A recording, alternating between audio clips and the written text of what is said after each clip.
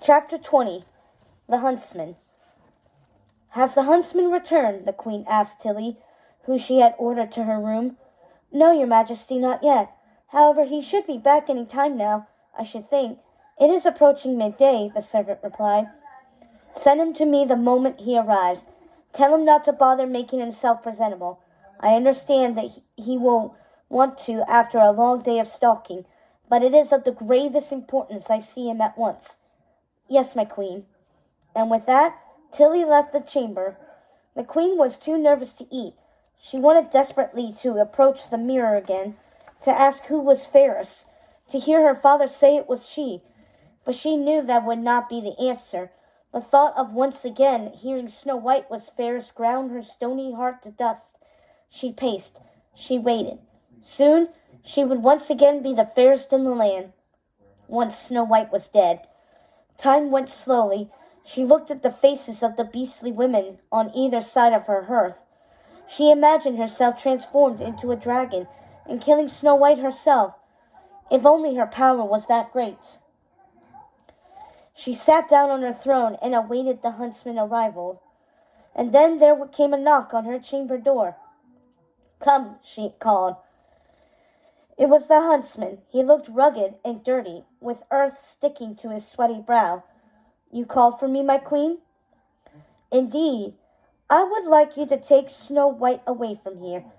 Take her far into the forest. Find some secluded glade, where she can pick wild flowers." "Yes, your majesty," the huntsman said. "And there, my faithful huntsman, you will kill her," the queen said. "But, your majesty, the little princess," the huntsman pleaded. "Silence! You know the penalty if you fail," the queen said. "Yes, your majesty," the huntsman said, dropping his eyes to the floor.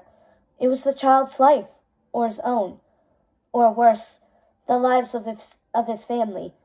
The queen went on.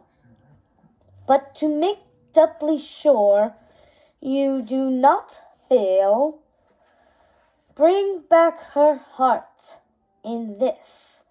The queen lifted an ornately carved wooden box and thrust it forward to present it to the huntsman.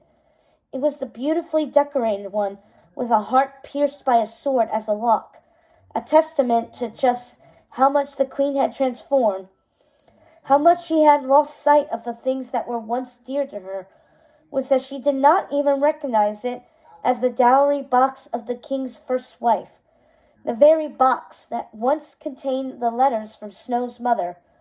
"Do not fail me," the queen commanded. "I would not, your majesty." The huntsman left the chamber, and the wicked queen watched from the window as Snow White was led happily away. The queen grinned evilly. Then the waiting began. She paced in her room for hours. She thought she might approach the magic mirror, but did not want to do so prematurely. She couldn't bear to hear once more that she was not the fairest one of all. It was now twilight, and the huntsman still had not returned.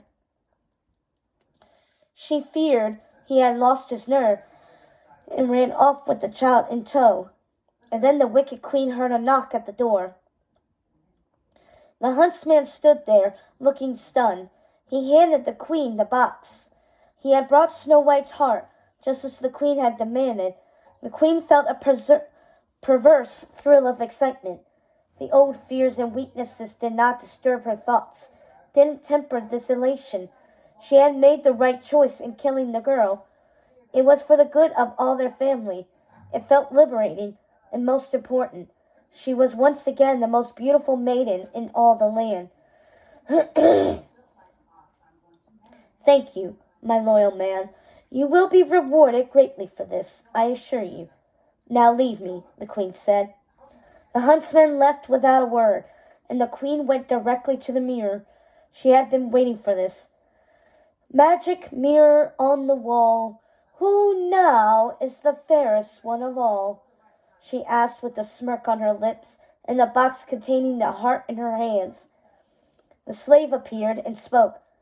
"Over the 7 jeweled hills, beyond the 7th fall, in the cottage of the 7 dwarves, dwells Snow White, the fairest one of all. The queen could not suppress a wicked smile. Snow White lies dead in the forest. The huntsman has brought me proof. Behold her heart. The queen opened the box and lifted it to the magic mirror. Snow White still lives, the slave said, the fairest in the land. 'Tis the heart of a pig you have in your hand. The heart of a pig! Then I have been tricked, the queen said. The queen flew in a rage so violent the servants below thought the castle might be coming down around them. She stormed down the stairs, through the front doors, into the courtyard and the stables, where the huntsman was unsaddling his horse. You didn't kill her! No, your majesty, I couldn't. I'm sorry, but I feared you would regret the choice had I followed your orders. You have made a grave mistake. And from her belt she took out her dagger and slipped it into his gut, then twisted it violently. He fell to the ground as she pulled it out, blood dripping from the dagger. His blood felt warm. She looked at her hands for a moment, and then at the man who was writhing in agony on the stable floor. She should stab him again, she thought, to finish the deed.